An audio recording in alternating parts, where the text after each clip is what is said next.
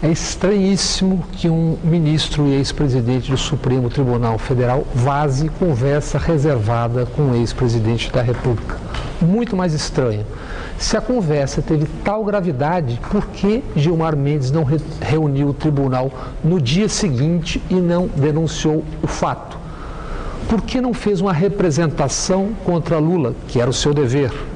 Por que esperou um mês e tanto para se dizer indignado?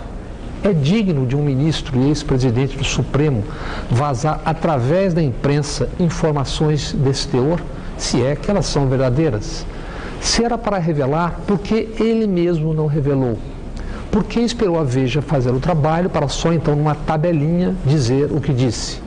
Jobim, também ex-presidente do Supremo, em entrevista ao jornal Zero Hora, negou que o mensalão tenha sido tema da conversa. Contou Jobim, aspas, foi uma conversa institucional, não teve nada nos termos em que a Veja está falando, fecha aspas.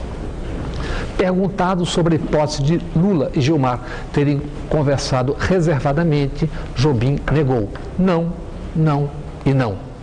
E por que a revista Veja? O que já produziu para a história o quarteto Veja, Gilmar, Jobim e Lula?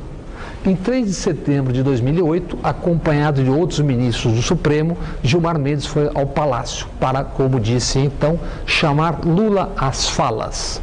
Isso porque a mesma Veja havia publicado capa sobre grampos e informado que Gilmar Mendes e o senador Demóstenes Torres tinham sido grampeados. O grampo nunca existiu. Mas a cobrança de Gilmar, nisso auxiliado pelo mesmo Jobim, então ministro da Defesa, levou à queda de Paulo Lacerda e 3 diretores da ABIN. Mais grave, reverberado por colunas amestradas, o grampo que nunca existiu foi a arma usada para atacar a Operação Satyagraha, aquela que prendeu Daniel Dantas. O campo para os ataques foi a CPI dos grampos, CPI presidida pelo deputado Marcelo Itagiba. Itagiba, que teve a ajuda do presidente do banco de Daniel Dantas para a sua campanha.